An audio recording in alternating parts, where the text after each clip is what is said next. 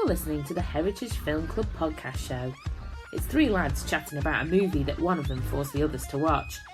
If you're looking for an in-depth analysis of your favourite movies, boy, have you come to the wrong place. My fancy British accent is as smart as this show will ever sound. These guys barely know what they're talking about. It's time to sit back, relax and enjoy. Welcome to the club. Now here are your hosts, Mike, Brian and Clayton.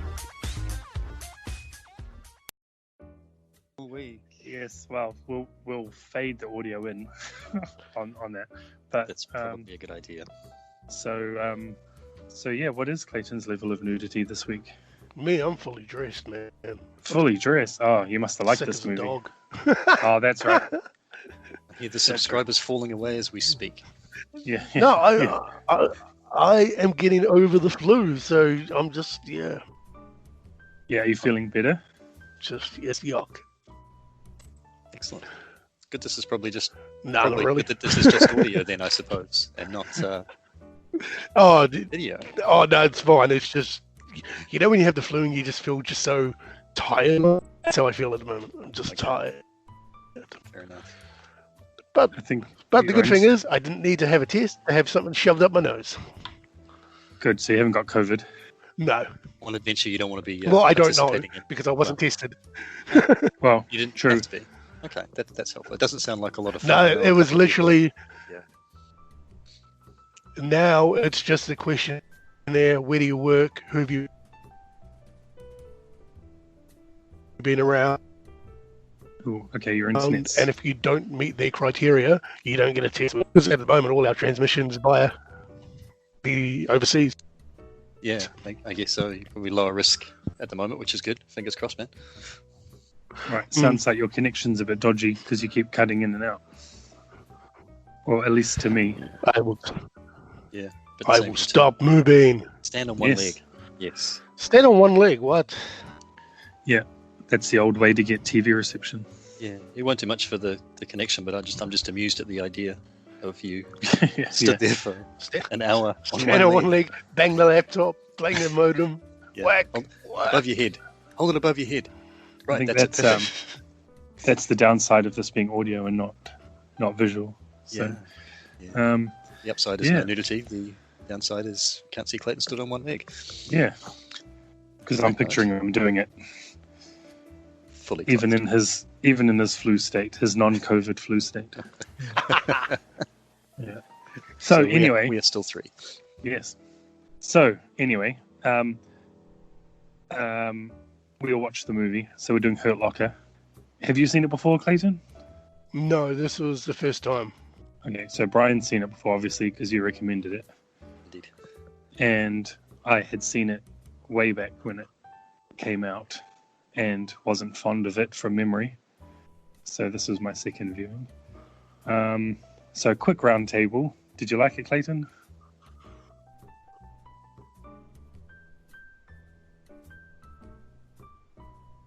Right, we've lost. I don't know. Ooh, on the Okay. fence. That's good. Well, Interesting. We'll go in depth. Brian, you're a fan. Yeah, Absolutely a fan. Okay. Wasn't expecting to like it quite as much when I started to watch it, but yeah, big fan. Even though you'd seen it before. No, I hadn't seen it. I mean, when I watched it, I've only watched it the once because I watched it only recently, which is one of the reasons I recommended it. So Okay. But did you watch it? Did you watch it again for this, or? I did a quick jump through of the scenes through the Blu-ray to remind myself, because you've got the question about what is your favorite scene, and I wanted to try and decide, but I didn't watch it fully again through from start to finish. Still fresh in the memory. That's good. And I will say I've been quite looking forward to doing this this recording because, man, I really enjoyed it. But I've got things to say. Excellent. So yeah. So just to preface for anyone who's listening, is we're not movie scholars and we're not in-depth critiquing these, and we don't plan to. We're just chatting about a movie we watched.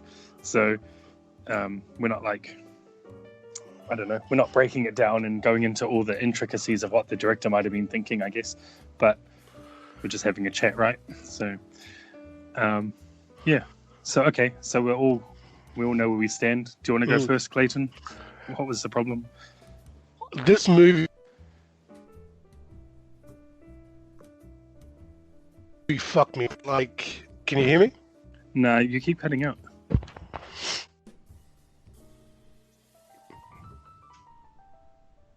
Technical difficulties. Sorry, listeners.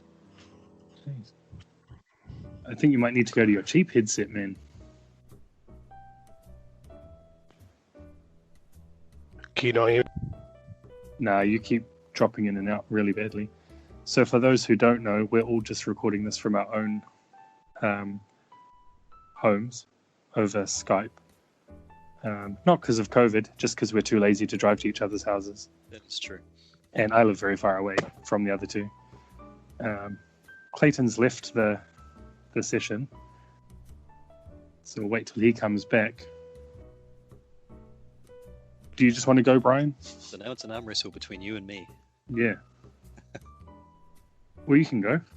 Sure. What were your thoughts? Yeah, this movie I watched pretty much all of it kind of with my head tilted, like turned away from the screen, kind of watching it with one eye, because I found it was really, really suspenseful, Yes. which I don't get a heck of a lot in movies anymore. You know, I've probably complained to you long and loud about this before, is that I really find a lot of the time I'm not surprised by anything anymore. Mm-hmm. And one of the things that I liked about this one the most was that I genuinely had no idea what was going to happen and who was going to make it out at the end, if anybody, or out of any given scene. You know, when you lose like it was like a major actor in the first scene, and then boom, he only has one scene. OPS. And yeah, exactly. And you're going, okay, I think I get you now. And it was cool that as I say, genuinely had no idea what was going to happen from one point to the next, and a lot of it was a real slow burn. Yeah. So it kind of ramps all that tension up a lot of the time, like the scene when they're kind of pinning down those guys in the what do you call it, like a hut in the middle of the desert. Mm-hmm. You know, The sniper scene. The sniper scene, yeah, exactly. And all the time I was going, I don't know what's going to happen here. This is really cool. Kind of a little bit drained by the end of it, because that's a long time to be feeling like that all the time. That was the biggest thing that I liked about it, was that I just it was continually surprised me, or I was prepared to be surprised all of the time.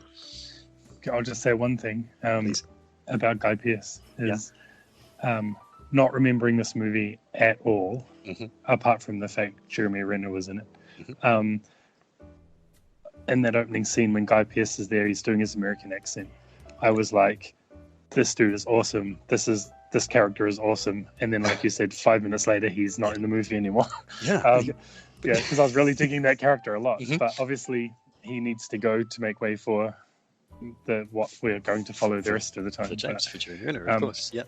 And you're right about the tension ramping. But I think, for me, I was able to avoid the drainage because I had to watch this over like 3 nights because of just my time limits with having the kids and everything. So I had to break it up. I was hoping to break it up just over 2, but it just didn't happen that way. So luckily I did start with enough time to finish it before the episode. But you're right. It totally just that's, I think, the whole point of the movie is just to ramp up the dramatic tension and get you on the edge of your seat. When we get to the facts part, I can talk more about that as well. But is Clayton back? Yeah, I'm back. Oh, yeah. So what did you do? I just restarted everything. Okay, because it does sound better so far. Yeah. Fingers crossed. Yep. He's All right. back. Well, That's Brian's had a little has given his 2 cents. Do you want to give your 2 cents? Oh yeah, this movie fucked me up, man. Because okay, so this genre, is it drama? I don't know. Is it drama or Definitely. a biopic? I don't know. No, it's not a biopic because it's not specifically based on a real person. But it's based on people, though, yeah. It's based on, I'll get into that. But you know, it's a war drama, possibly thriller. I think it's billed as a thriller online because of the whole tension thing we were talking about. But I'd say war drama. Okay, Yeah, so agreed, I don't watch this, and I sat there watching that, and I was just like, I get it, it's cool, but I'm like, if this is based on real life, why the hell would you choose this as an occupation? You know what? That's actually one thing I thought they were going to go into more with Jeremy Renner's character, but they didn't really. It looked like they were going to at one point near the end, but then I realized there was only about 10 minutes to go, so I thought, well, okay, they're not going to explore that at all. But yeah, okay. And so, like, the human nature side of it just, like, fucked me over because I was watching it and I'm just like, holy crap, you would actually do this as a job, go there to destroy bombs when people who live there don't really care that you're coming to destroy the bombs because they want to blow you up anyway. Well, not everybody, but Well, yes. But the way minority, the movie, yeah. Yeah, there are people. People with cell phones setting off bombs when you get close enough. Exactly. And I'm like, this is crazy. Yeah. But I enjoyed it, but it was very hard hitting. Did it also feel like, because when I was watching it, I was like, and this is not just this movie, this is any movie to do with the Gulf Wars or Afghanistan or any of that, is that I don't know how to explain it, because I mean, I know this is how it is, but the American army is there and they've basically made another country a police state of American war. Like, they're policing a country that's not theirs, and they have no legal rule over. It's like, do you know what I mean? Like, if buts, maybes, we're here, this is what we're going to do, tough shit sort of thing. I know they're trying to keep peace and they're trying to take down whoever, Al-Qaeda, I guess, in this movie. But in fact, yes, it was Al-Qaeda, wasn't it? Because he went into that room at one point and saw the flag up with the video camera. But it's like, I know it's because we're not Americans, but it always buzzes me out in those movies. It's like, it's like they've got no skin in the game. I mean, obviously they do, and it's retaliation, but you've still moved into someone else's country, you're policing it. So that sort of goes to your point anyway, Clayton, about why would you do it, especially when you think about it that way. Plus, there's at least a couple of scenes in there where you can see, say, someone like Anthony Mackie's character, and they're clearly really aware of the fact that people just don't want them there. Yeah. You know what I mean? Yeah, because that's the thing. It didn't balance that either, because I'm sure there are people who welcome it. Like, I don't know, but there must be a certain percentage of the population who are like, good, these people, because obviously they don't want to live with suicide bombers and everything as well. No, of course not. But it doesn't show that in the movie at all, really.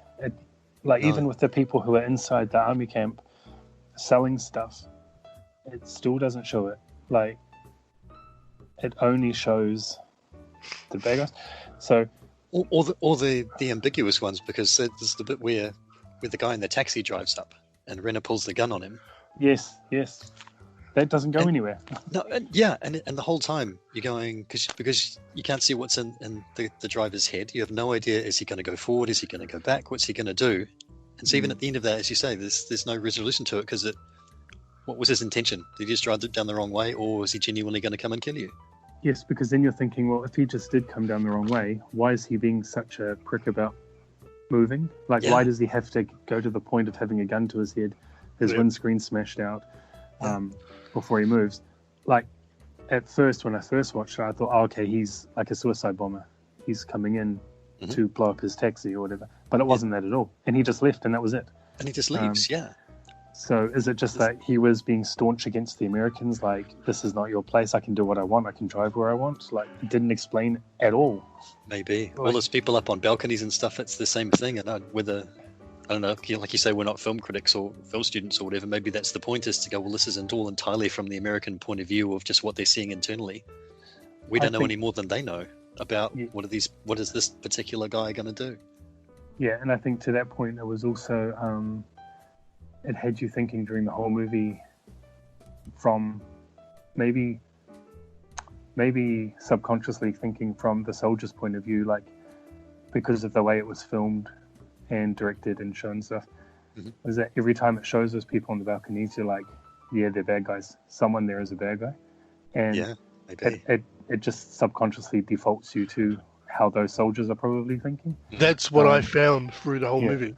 Yeah. I was watching it going, why would you do this? Because somebody looking down at you, yeah, there's some good people there, but one of them's got the phone about the dial or the battery to set it off. Or the camera, which was also not explained. Obviously, he was just filming, but See, because that's why we had to preface and say we're not film students or film, people who are well versed on all this stuff. It's because there's probably people listening going, well, duh, yeah, that's the whole point. That's what she was trying to do with her directing and stuff. But that's the whole point of this. We're just sitting here going like we're just talking about what we watched. So, but yeah. So, I think my take was, I really did enjoy it, but did it come across to anyone else? There's no actual story in this movie. There's no narrative story. It's just things happen, and I guess that's the point as well. It's just like, here's a few days in the life of this EOD squad, and this is the shit that happens. But there wasn't actually Renner's character didn't have a story or anywhere to get to. Neither did Mackie's. It was, I guess they sort of did at the end. They sort of Mackie turned and was like, I'm done with this. I want to have kids and stuff. And Renner stayed on or whatever. But there was no actual, where is this going? Does that make sense? Or? Yeah, if you had to describe the plot. There isn't really one. No, there isn't. There's a setup. We're in this unit and they've got X number of days before their tour is over. Yeah. And then everything that happens in between is stuff that happens. Yeah, which I guess is the point. You may or may not die, but yeah, you're right. There's just like a thread through the whole thing to go. We're kind of getting to here. I think. So they're getting to not dead. I think that was way more noticeable by. Yeah, that's right, and I guess that's the point. But going into it not knowing that, it was, and especially because I watched it over the 3 nights or whatever. Yeah. That made it really stand out. That there's okay, so if I continue watching, it doesn't really matter what happened before necessarily, because I don't have to remember what happened before. Okay, because you feel like you just kind of drop into a story kind of anywhere sort of thing, or into they could make this a TV show quite easily. This could be like an HBO or even a Netflix type of TV show, and you could just do like a day in the life type of thing. Yeah. But again, I'm not saying that's a bad thing. That's obviously what they were going for with this movie. But it just occurred to me about after probably the second bomb scene, it's like, all right, this is what we're doing. We're just going defuse this bomb. Then the next day, go defuse this bomb, and shit happens every day. You've just got to keep defusing bombs and putting out fires until you can't.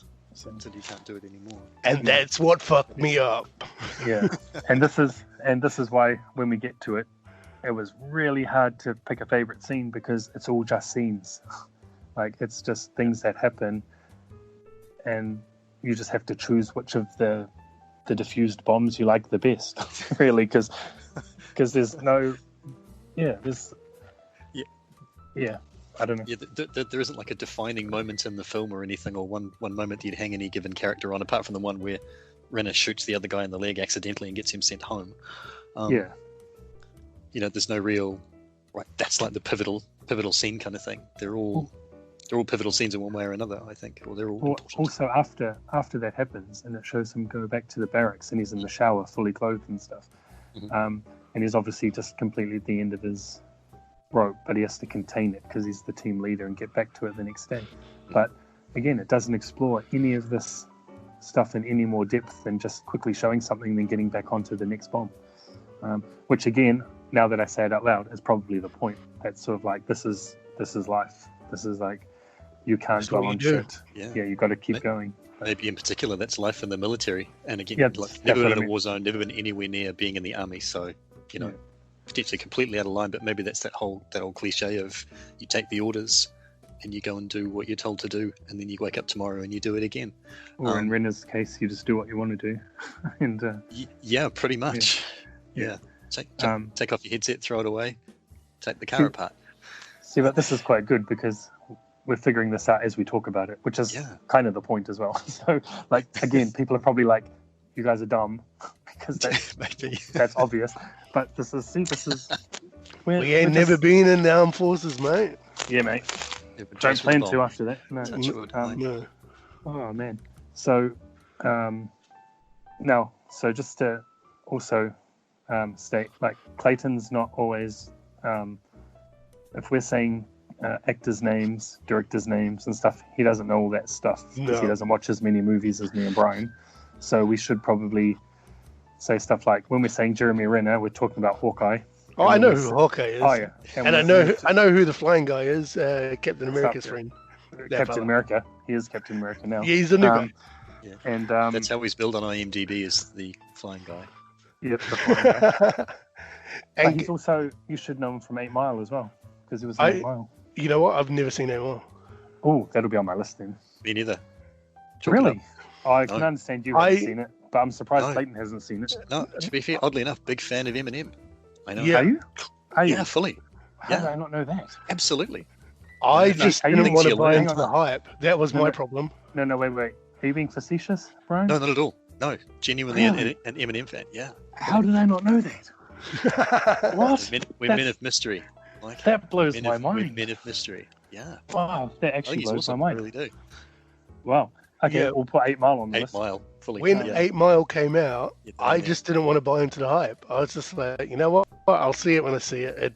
It is what it is. But I never got around to see it. Yeah. No. Well, we'll talk about that on another podcast. But my only problem with that at the time was that everyone was saying that was Eminem's life when it wasn't. It was obviously loosely based, but it's not a movie it's not a biopic. But anyway, that's off the topic. No, Straight Outta Compton. Oh no, that's a good movie. All right. So I was going to do a summary and stuff at the start, but then forgot and we went into it. But I googled a summary because that's what I'm going to do. I'm not going to write my own stuff. So it's following the death of their well-respected staff sergeant in Iraq, which was Guy Pearce. Sergeant J.T. Sanborn and Specialist Owen Eldridge find their explosive ordnance disposal unit saddled with a very different team leader, Jeremy Renner. Staff Sergeant William James is an inveterate risk-taker who seems to thrive on war, but there's no denying his gift for defusing bombs. I think that's pretty good. That's a good summary. To the point. It is a good summary. Yeah, that's more plot in that summary than in this movie.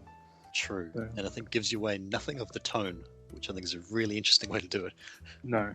So the thing you got out of it most, Clayton, was the tension, right?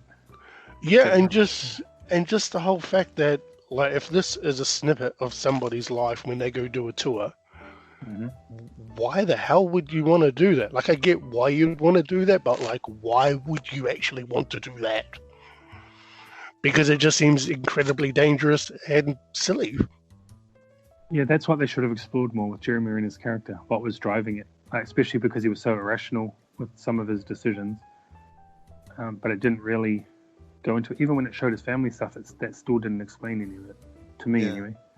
Yeah, was when the guy's being taken away in the chopper, the Eldridge. Yeah, and he's like, screw you. Screw you, get your adrenaline rush some other way through doing that. And I think I don't think that was for mine anyway. I don't feel like that was meant to be, there's your little character summary of Jeremy Renner's character. I think it was just meant to be kind of the assumption that you make is that he just gets off on that, and I think it's meant to be bigger. Yeah, but that's what I mean. I don't know what the answer is, but what I mean is that, if you were going to do it as like a standard Hollywood blockbuster, it would be, he's Mel Gibson in Lethal Weapon. He's an adrenaline junkie. He's this, he's that. Oh, really, that's a good analogy. Do you know what I mean?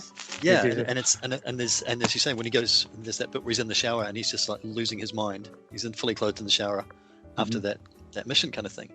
I think that's kind of the counterbalance to that, to go, you know what, there's a hell of a lot more going on in there, and he just won't tell you. Yeah, that's my problem with the movie though. I want a reason to side with him. Sure. Okay. I guess. Fair call. Yeah. But that's a really good analogy. Comparing him to Riggs from Lethal Weapon. That's exactly what Lethal Weapon won his character. That's the vibe I was getting, and I was trying to think what it reminded me of. Have you seen Lethal Weapon, Clayton? Years ago. Years ago. Okay. That might be a good Christmas one to put on the list. Oh, yeah. Is Lethal Weapon a Christmas movie? It's set at Christmas as much as Die Hard. Well, maybe not as much as Die Hard, but yeah, it is. Yeah. Oh. It's enough to pin it on the Christmas movie list, though. So, yeah. Yeah, if you can pin Die Hard on it, which I do. Have you? Pin that on it, yeah. So, continuing on. So this movie came out, actually I think it was 2008. I've written 2009. And won Best Picture at the 2010 Oscars. So it actually came out a whole year before the Oscars it was at. Did it win Best Picture? It won Best Picture, and it won Best Director, and it won a few sound editing and stuff. Can't remember if it won screenplay, but I think it didn't. Hang on. So it was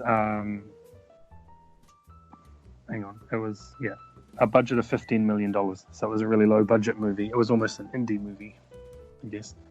But it was filmed in Jordan. So it was filmed right across the border from Iraq when the war was going on. Oh, wow. Yeah. In 100-degree Fahrenheit plus weather, which is around 37, 38 degrees Celsius for us. So the Rotten Tomatoes score for this movie, the critic score was 97%. Wow. And the audience score was 84%. That's pretty solid. So for such big numbers, this movie doesn't really get talked about, I feel. Like, you never hear anyone just going like, oh, Hurt Locker. Like they do with things like, oh, Die Hard, oh, whatever other movie. But do you think those scores are accurate? Would you agree with them? I would agree with that, yeah. Yeah, I think it's... I mean, from a critic point of view, you can see why the critics would rate it quite highly. I mean, as a viewer, I thought it was right up there. Would you have given it 84, or would you have gone higher or lower? I think I'd have gone higher. I think on that gut reaction to having watched it sort of end to end, I would have gone higher than that probably. Yeah, because I mean, when I watched it, I picked it up. I watched a Blu-ray copy of it, and I'd bought it purely because I'd heard that it won the Oscar. Yep. And it was a cheap Blu-ray because it's a movie from a while ago. And so I didn't really genuinely know anything about it other than the fact that it had won the Oscar. So as you say, there's not a lot of... I mean, again, even at the time, I don't recall hearing a lot of buzz about what it was about, or I don't know anybody before this who had seen it. So you only heard about it because it won the Oscar, yeah? Yeah, that's pretty much why when I saw it on the shelf and I went, oh, I've heard of this. Crazy. Won the Oscar. That'll do. You still didn't watch it till recently, right? I only bought it recently, though. It was... Yeah, it was one I'd only bought just a little while ago, yeah. Because it was on sale? Yeah, pretty much. I was looking for something to watch, and I went, "Yeah, that'll do." That looks like a good, So, and I think my my initial dislike for the movie, maybe I was just not in the mood for that movie the first time I watched it back in the day. But it was also, I was thinking about this while I was watching it, and I think I had to change my mind on my statement. But I was going to put it down to not really liking movies that are set in that war or the first Gulf War, because they just don't interest me that much. Whereas, like, I'll watch World War II movies because that's super interesting to me. But then I was thinking, oh, hang on, I really like Three Kings, even though that's more of a almost a satire, I guess. Sure. And I liked The Kingdom, and I like this movie. So that's 3 Gulf War movies. So I don't know, maybe that's not the reason. That was my initial reason why I mustn't have liked it the first time. But I don't know, I really enjoyed it. I think it's Renner's best performance. Yeah. From any other movie I remember seeing him in. Avengers. Well, including those, definitely, because he was not He's great at used. those. Well, even in the Bourne movie, which the name of which I can't remember, that he was in, I really liked him in that, but he was kind of very Oh, He was in on a the edge, Bourne movie? but in a very different way. Yeah. he was the one where Jason Bourne wasn't in it. Yeah. Oh, okay. The fourth one. Yeah. Um, The one with Rachel Weisz in it. Yeah. That's, Born, I liked Born him in that. Legacy. That's the one. Born Legacy. Yeah, I forgot he was the guy in it. I think this is definitely by far his best performance. I will say this though, Yeah. that usually when I watch movies where they've got like famous, I want to say famous characters, so like, because I know him as Hawkeye, right? Yes. When I was watching this, I didn't see him as Hawkeye. Good. Whereas like when I watch Snowpiercer and it's got Captain America in it, I'm like, yo, that's Captain America. Captain America can just take over the train. So I was able to differentiate between the characters. Yeah, and that's why he was nominated for Best Actor for the Oscars. But I think Anthony Mackie's Anthony Mackie. I think he was pretty much. He wasn't too different than Winter Soldier Falcon, anyway. I feel, but still good performance. But going to your point, Clayton, of watching a movie with famous people, so this the reason these guys are in it is because at the time they weren't A-listers, and they were cast. That's why they were cast in this movie. So it would make you as a viewer feel that tension more and like the unpredictability more. Because if they had cast who they were rumored to originally have wanted to cast, Yeah. it wouldn't have had the same dramatic effect. Was this post Avengers or pre Avengers? Oh, way pre. Way pretty. This Yeah. was Oh. pre. Yeah. This was pre Iron Man, possibly. Oh, okay. It wasn't like an Avengers tryout. There's 4 of them in there. Wow. There's- Three there's Avengers four- 3 Avengers and a villain. Yeah. Yeah, 4 MCU actors, 4 future MCU actors were in it. Who's the third Avenger actor? So there was Jeremy Renner, Yep. Anthony Mackie, Yep. Evangeline Lilly, who played his wife. She was Wasp in Ant-Man, Ah, okay. Yep. and the team leader at the beginning, Guy Pearce, who dies. Yep. He was the bad guy in Iron Man 3. Was he the bad guy in Matrix? No, he's not in the Matrix. Oh, okay. You're thinking Hugo Weaving. That's who I'm thinking. Another of. Australian. Yeah. Yes, Guy Pearce, who you'll know from Neighbours, I believe. Seven. And the excellent movie we should put on the list, Memento, because I feel that movie will really screw Clayton up. Yeah. Um, Another good one. yeah, so Well, maybe it's a we'll Nolan. get that. Why not? Yeah, it's a Nolan. Yeah. All right. So, should we go on to? Oh no, actually, I've got another couple of things I wanted to say. So much like when we talked about Wolf of Wall Street, people popping up, there were a couple I liked in this. Evangeline Lilly was one, obviously. Yep. It was a pretty small part, but then you've got to think when this movie came out, she was only on Lost, I guess. Yeah, I And guess so. a couple of smaller movies, because Lost went till 2010, so she would have still been deep in that show. So I'd say this was probably her biggest movie at that point in time, before she went on to do Real Steel and the Hobbit movies, and then obviously Ant-Man and the Avengers. And my favorite pop-up in this movie, Ray Fiennes. Yeah. Clearly did not see that coming, which is the point. No. But yeah. I'm so glad they covered his face. Yeah. Because even with the English accent, I was like, and his voice is so obvious, should have known. But and it was such a cool role for him too, like quite a different role, I guess. So for Clayton's benefit, when they go into the desert and they By the Fall Guys, and they get Fall Guys, sniped out by the Yes. by the people in the castle. Yep. yeah, so that guy, the leader of them, Yep. he's Voldemort from What? Harry Potter movies. Yeah. No. That's the Speaks the easiest. That's the easiest thing I can give you Crazy. to know who he is. He's also in the Bond movies now, as well. Oh yeah, he's M, isn't he? Yeah, He's yeah, the new he- M, right? He took over from Judi Dench. Right. Yes. I forgot Yeah. about that. Yeah, so he was that. That gave me a bit of a pop when I was watching it. I was like, oh my, that's so cool. He's in the Can movie, you- and really quickly, he's not in the movie. much like Guy Pearce, who I also Yeah. really was digging, as I said, and then boom, literally, he's gone, and that was it. So, do you want some facts? Hit us All right. with the Here's facts. with the facts. Here's the facts, right? Oh, trivia. This is obviously researched very in-depthly in my very limited spare time, but here we go. This is still now the lowest grossing Best Picture winner ever. $50 million budget, made $49 million. You're kidding me. But if you look at it that point of view, it tripled its budget. It Was it that did. not good or? Tripling its budget is very good, Okay. Yeah. but but- it's just got this dubious honor of being the lowest grossing, because obviously a Best Picture movie would generally get a bit of a push in ticket It's a sales. boost, isn't it? Yeah, Yeah. I'd have thought. But obviously this came out so far before the Oscars it was at that it couldn't benefit from that. Yeah, As you well, wouldn't so- release, yeah.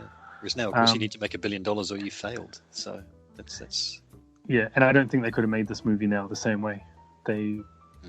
I think they would have just made it more of a action movie, possibly less of a drama. yeah, less But- indie, like you said. Yeah, Probably would have worked good as a TV show still. As I said, features 4 people who ended up becoming Marvel actors, but we've already been over that, so I'll skip. This movie was the first Best Picture winner, directed by a woman, and the first woman to win Best Director. Damn. And- Okay. another milestone. Very Now, cool. here's the Totally funny, worth it too. Just amazing. I thought she was. and here's the twist on that, and this might be cool for Clayton. So, the director of this movie is the ex-wife of James Cameron. Do you know who James Cameron is? Yeah, he's the Avatar fella. Yeah, okay, that'll do. For this story, that'll do. Right, so Kathryn Bigelow, who directed this, was his ex-wife. She didn't know if she wanted to do this movie. He talked her into it and said this is probably going to be the Iraqi War's Platoon, or how Vietnam War had Platoon. He convinced her to do it, Mhm. and then she ended up beating him for Best Director and for Best Picture against Avatar at the Oscars. Hold on. Let's win against Avatar. I went against Avatar, And it won. and it won. And that's the other thing that's trippy about it being the lowest grossing movie, because Avatar was obviously the highest grossing movie ever Yeah, I was going up to say, until, wasn't up it? until Endgame. Yeah, before the Avengers, Avatar was like the shit, yeah?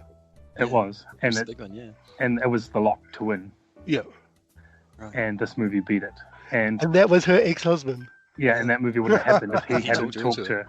He talked her into making the movie. That platoon line's a great way to describe it too. I reckon that's pretty cool. Yeah, Platoon's another one that probably should go on the list one day too. Yeah, yeah.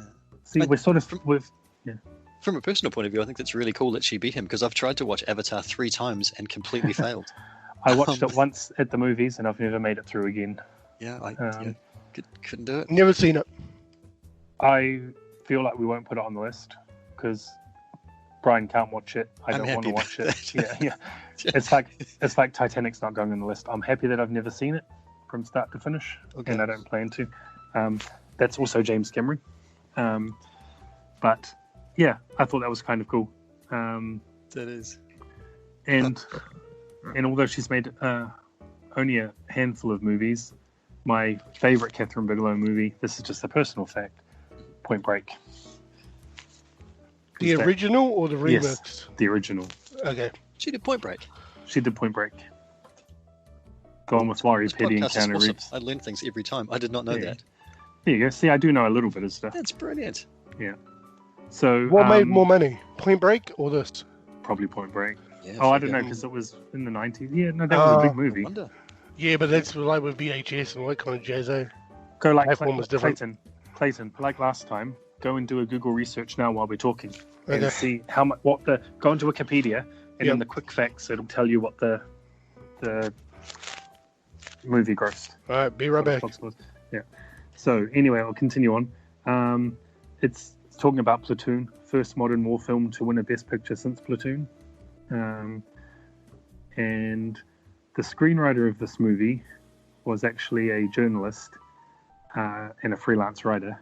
He based the script on his own experiences while he was embedded with an EOD army unit in Iraq. So he actually went on like a big tour ride along. Yeah, and he went out with them like over 10 times a day. So the things that we see in the movie are based on things he Based on fact. That's crazy. Yeah, so while it's not actual biopic, it has some basis in actual events. So, You won the box office, eh? yes, for Point Break. What was the box office for Hurt Locker? 49 million. Damn, Patrick Swayze and Keanu Reeves makes more money. Yeah, how much? 83.5 million. Oh, not as much as I thought, though. Budget 24 million. Yeah, that's decent. Though I suppose, how old is Point Break, though? What's that, 1990 something? 1991. So you're going to go for inflation, aren't you? Yeah, so if you go kind of, budget spent for the time, then I guess... But no, it's you'd got say it's not great Keanu. movies. What's got Keanu, exactly. Well, that's early Keanu too, though. It's still That's Keanu. not that's phase 1 Keanu. Still Keanu, mate. Before Neo, after Bill and Ted. Right? But it is probably peak Swayze. Yeah. Because that would have been after Duty Dance? Definitely after. That's an 80s movie. Yeah.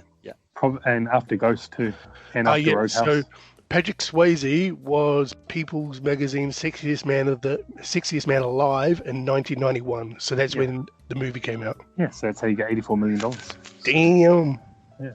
It's no surprise none of us won it that year. I mean, no, not with Patrick Swayze up. no, I reckon it wouldn't have a chance. No. Okay, so here's what I was talking about before. So originally, when this movie was going to get made, and I assume this is before Kathryn Bigelow jumped on, it was reported that this movie was going to be made with Colin Farrell, Willem Dafoe, and Charlize Theron. So I assume Clayton knows at least two of those three. Yeah, I know Colin Farrell. And Charlize Theron. Yeah, I know of her. I don't know what she's in, but yeah. Fury Road, Mad Max Fury Road. No, I haven't seen it. Have you seen Fast and the Furious 8? Yes. The one with the submarine? She's the bad guy. She's the virus lady with the dreads. Yep. Yeah. See, Brian, you have to know how to talk his language. Yeah, I was going to say, after I said that, I thought I should have said the one with Seth MacFarlane in it with all the sheep. Million Ways to Die in the West. That's the one. Haven't seen that. Yeah. No, and Willem Dafoe, movie. for Clayton's language, Willem Dafoe was the Green Goblin in the first Tobey Maguire Spider-Man. I hate Tobey Maguire Spider-Man. Yeah, so he was the Green Goblin. So they were the three that originally cast.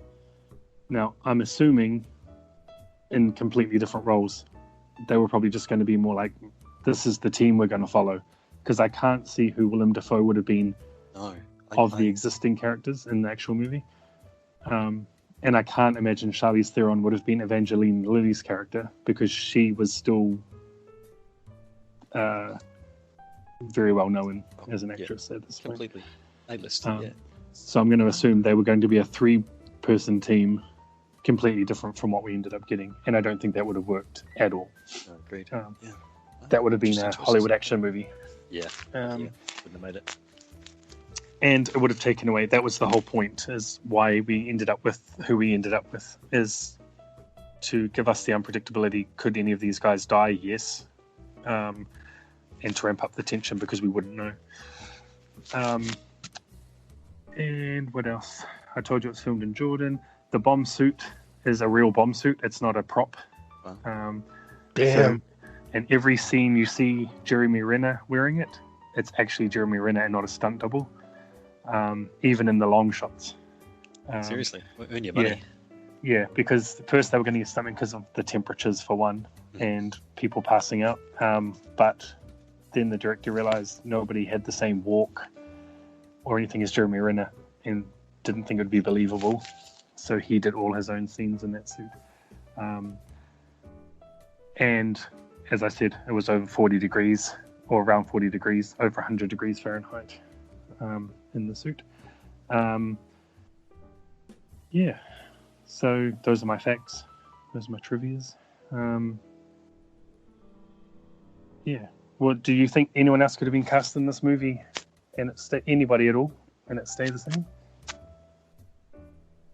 Not with the name. I think I think it really hangs on the fact that they're not going to cast.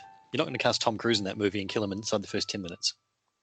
No, but they did do that in executive decision. They killed Steven Seagal in the first. Yeah, Steven Seagal. Yeah, but at that time he was Steven Seagal. He wasn't. How much do you pay Steven Seagal? If you're listening, Steven, don't come and hunt me down. Yeah. I think you could outrun him. He'll get his ninjas onto you, mate. He's Kung Fu master. Yeah, he is the ninja. Yeah, you got to catch me first. Yeah. So, what was your favorite scene? Can you choose a favorite scene? I have two. You have two. Okay, go. Alright, so the first one is the whole intro from when I say Hawkeye, he puts on the bomb suit, throws the smoke out, walks down, and then that car plows through the people, and he pulls the gun out. That's not the first scene. No, but that's like the first bomb Jeremy scene. Renner scene. Jeremy Renner scene. Yeah, okay. Yeah, and the car's there, and he pulls the gun out. He's going to like shoot the guy in the head. Yep. And then the guy reverses. Yeah. Love that scene because I was like, oh, is he going to shoot him? Oh, is the car going to blow up? Oh, what's going to happen? And then he reverses and he gets pulled out of his car anyway. So I was like, oh, wow, too bad. So, as we were saying before, nothing happens.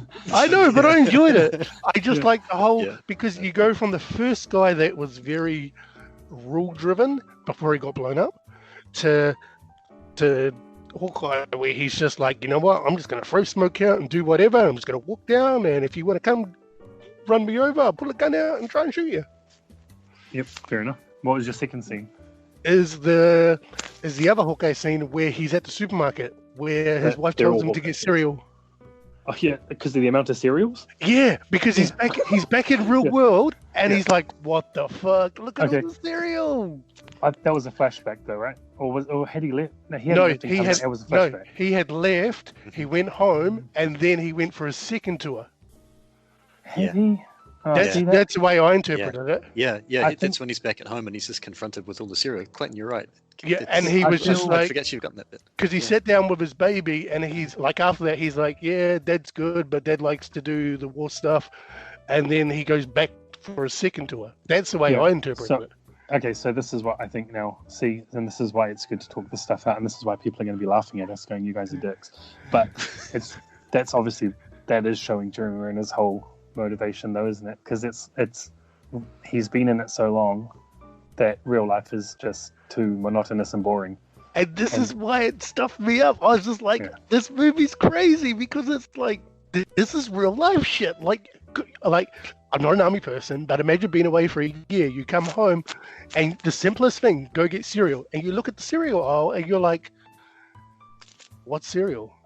Like, there's so much to choose from. Do you know what I was thinking in that scene? I was like, this whole movie's set in Iraq. You can't have any product placement. This is where they got all their product placement money. Because, holy crap. I mean, I know this is America, but the amount of cereals. And the guy who had to dress that set, assuming it's not a real supermarket, my gosh, he made his paycheck that day. It's money, yeah. Jeepers. Okay, Brian? I don't know. I couldn't pick a favorite scene. I was thinking about it earlier because you always pose the question. I think the scenes that kind of threw me the most. There was that one that Clayton's just described, that whole bit where he's at home, just because it's so different to the rest of it, and you're used to it being in the heat and everything, and it was a bit of a shock to the brain, being back in something kind of normal. There's the bit where the sniper scene where they're out in the desert and Eldridge spots the guy hiding among the livestock. Yes, on the bridge. Yeah, that was good. And I was thinking, do you see him? What are you going to do? And then he kind of takes him out. And there's the bit where the poor bastard in the suit with the bomb. Yes. And kind of, being translated and begging for his life kind of thing. And again, it's one of those ones where no clue how he got there. None of that is important, kind of within the movie. And watching him trying to take the locks off and everything with the bolt cutters and all but screaming at the TV, just run. awful because you know, this poor bugger's about to get blown to bits, and then he does. That was the other one that stood out, I guess, the most for me. Yeah. How did he end up with the bomb on him? He didn't know, eh? He didn't know, but we didn't know. Didn't matter. You got like Shanghai or something, and they they again, put a bomb on him and send him out with a suit coat on. Because previous to that, they found the area, you know, where they went in, they found all the explosives, and they found that boy who they thought was the soccer boy. Yeah. Yeah. And he was dead on the table. And I was like, did they just... bomb in him. Yeah, did they just kidnap him, like put a bomb in him, send him up, and then off he goes? Yeah, pretty much, I guess. Damn. But, it's crazy. Yeah, I would say that's again the point. It's like we're not... It's not a narrative-driven movie. It's just like, well, this is today's shit. Deal with it. Yeah, but that shit happens for real over there. You know what I mean? So it's fucked up, man. It's crazy, isn't it? Yeah. Yeah. Look out your window and be thankful. Yep, that's right. Yeah, we got rid of assault weapons. We got rid of COVID. We don't have suicide bombers. We're doing pretty well. So I was going back and forth on my favorite scenes because the one thing they've done very well, one of the things they've done very well in this movie is even though it's just like get to the next bomb, they've made them all completely different. So it's hard to choose. Like the sniper scene is very cool and that ramps up the tension. And at first I was thinking when I was watching that, they're doing a really bad job of showing how time is passing. But then suddenly it clicks in and they are doing it quite well. With the dehydration and then eventually the sunset and stuff.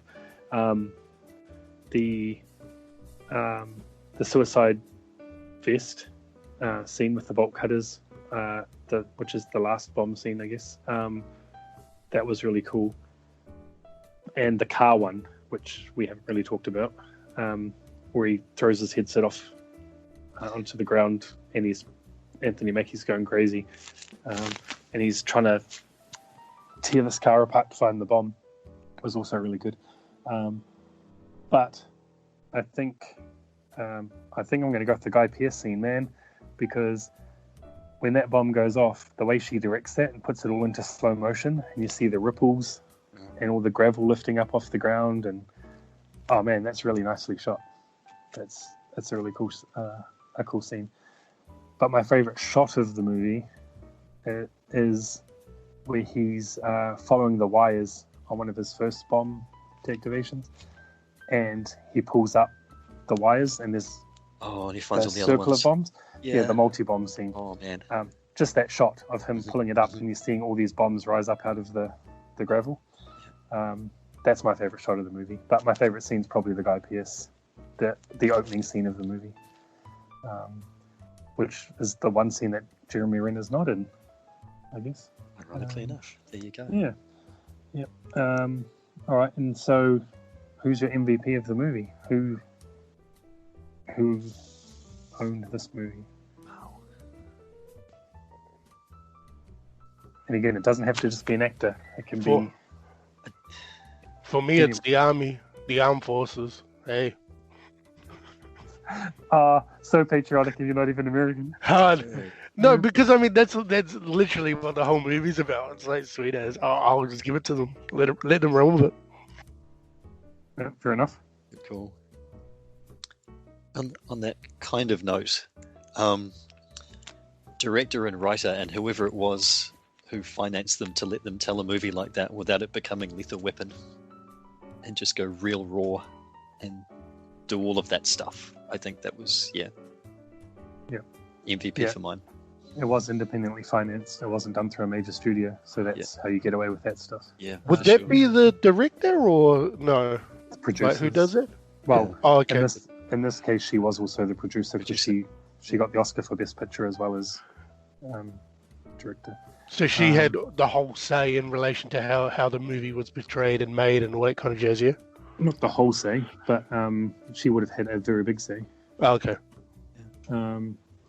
I assume I'm just I wasn't there, but I don't know. For me, I mean, it's obviously well directed. It's a cool again, it's not really a story, but the stuff we saw was cool.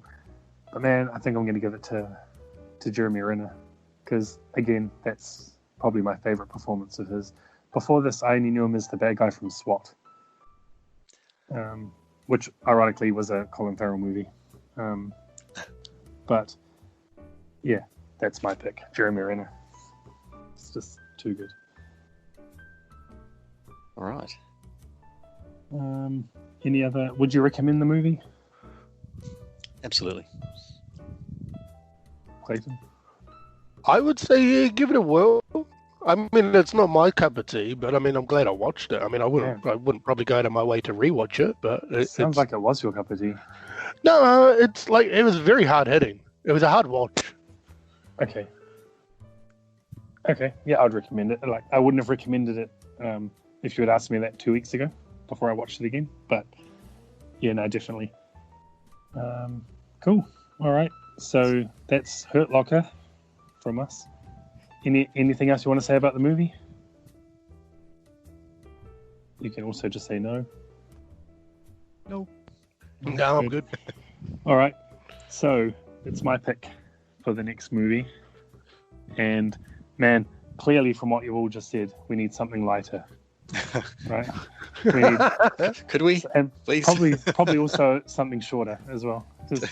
Because so far Brian's got a movie he hated, and then a movie that had him probably too far on the edge of his seat. Clayton's a bit tired and drained from this movie. And No, that's not drained. Just yeah, it's all good. so let's take it way to the other end of the spectrum, and I'm going to say let's watch Princess Bride, Yes. because Clayton I don't think has seen it. All I know is it's got Andre the Giant in it. That's it. all you need to know. And you've obviously seen it more than once, Brian, I assume. Just the once, in fact. Really? Just one of those you watch it, preserve the memory. Yeah. I'm so down to watch it again. So So how down to long watch it ago again. have you seen this movie? Which, The Princess Bride? Yeah, because you seem to have a very good memory of it. How long ago was it? Like 10 years ago? Or Are you talking to me or Brian? Brian? I didn't watch it. I didn't see it when it first came out. I would have watched it probably within the last 10 years. Oh, okay. And it's one of those ones where I just remember hearing all the hype about it and going, or when I watched it, thinking, oh yeah, I get this now. Okay, sweet. I'm down to watch it again. I'm really interested to see if Clayton likes it, because it's It's a fantasy movie, yeah? yeah, and it's an 80s movie, but I don't think it's aged badly from memory, and Right. it doesn't really date itself, but it is an 80s movie. But it is supposed. I'm keen to see exactly the same things. I want to see whether, how it holds up, and, I know there's some things that don't, but again, I think that's part of the what makes it what it is. This isn't the movie with the white dinosaur that flies with the flappy ears, eh? No, that's Never-Ending never-ending Story, story. Okay, sweet. and that's Oh, it's- Falcor, Yeah. It's a and white he's a dinosaur. dragon. Oh, He's a dragon. He's a white dinosaur with flappy ears, mate. No, he's a dragon who looks like a dog. And anyway, we can't put that on the list because it'll make you cry when the horse goes down into the quicksand. Right, okay, so we'll do Princess Bride next. Sweet. Great. Sweet. So before we go, in the last 2 weeks because even though we're going to probably release these weekly, we're recording every 2 weeks. But have you guys watched anything else in the last couple of weeks of note that you liked or anything, or can recommend? I rewatched The Good Guys. Oh, the Russell Crowe. Russell Crowe, Yes. Ryan Gosling. I rewatched that. Great movie. Great movie. My niece hadn't seen it, so we sat down and we watched it over pizza. And did it hold up on the repeated viewing? It did. Yeah, that's a really good movie. One of the best cameos ever. We could probably do that. No, you've watched it too recently, but maybe down the line we could do that movie. I'd go back again. Yeah, for sure. Clayton, have you watched? Oh, you're not really watching a lot of stuff, are you, these days? I don't watch a lot of movies, man, except for the kids' movies, because they take the Disney Channel. Or even TV shows. You don't really watch TV? I you watch do. TV, man. All right, I like so to read. Well, have you got a book you can recommend I'm reading the On this- on this- WCW at the moment. on this so- movie podcast? Have you got a book you can recommend? I'm reading a book at the moment, which hopefully I'll finish this weekend and then get into another book. Okay, that book's on my list. Yep. And for WCW. It's great that we don't discriminate here No. on this podcast against any kind of media. No, What are we into? On What this- are we reading now? Bags of cereal packets. Come on. on this film podcast, we don't do, yeah. Okay, so for me, I watched a few things. I watched a really good documentary called Inmate Number One, which is a documentary about Danny Trejo. And it's really good. I recommend watching it. It's you'll know who he is when you see him, Clayton, if you don't know him by name. Yeah, he's the Mexican guy. He's Yeah. in the Spy Kids, yeah, Desperado. Spy Kids and the Taco and and Machete. Yep. Obviously. That's a really good documentary. was he in prison? Was he? Oh yeah, a lot. Oh, okay. And he was in all the famous prisons: Chino, San Quentin, Folsom. Like legitimately before he was an actor, or Yeah. while- Yeah. It explains how he went from that life and sort of fumbled his way into Hollywood and then became what he is now. Holy shit! Okay. It's really, really good. It's called Inmate Number One: The Rise of Danny Trejo. That I watched Eurovision: The Story of Fire Saga, which is Will Ferrell's new movie on Netflix.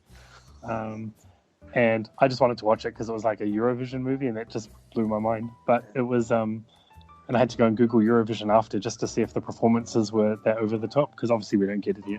Yeah, they are that over the top though. Yeah.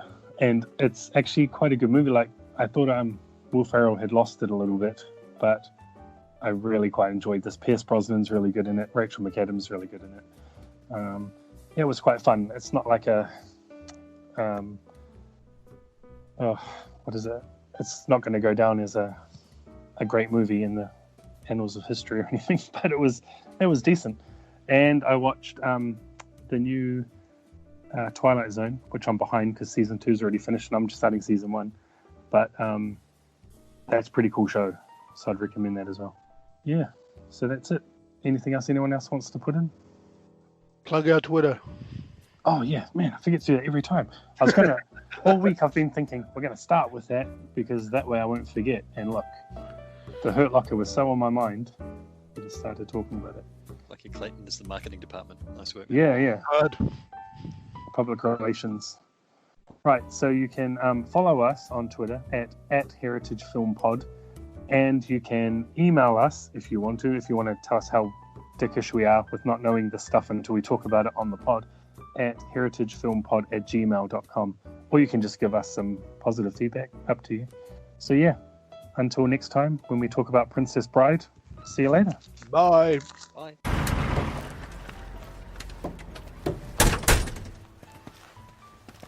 You the guy in the bomb suit? No, sir. Sir, that's Sergeant James. He's right here. Hey, James. Yep. Someone's here to see you. Oh, shit. You the guy in the flaming car, Sergeant James? Good afternoon, sir. Yes, sir. Well, that's just hot shit. You're a wild man, you know that? Huh? Yes, He's sir. a wild man. You know that? Why don't I shake your hand? Thank you, sir. Yeah. How many bombs have you disarmed? I'm not quite sure, sir. Sergeant, Yes. I asked you a question. 873. 873. 873. That's just hot shit. 873. Yeah, counting today, sir, yes. That's got to be a record. What's the best way to go about disarming one of these things? The way you don't die, sir. That's a good one. That's spoken like a wild man. That's good. If you like the show, please subscribe. You can follow the show on Twitter at heritagefilmpod, or drop them an email at heritagefilmpod@gmail.com. That's the end. Thanks for listening.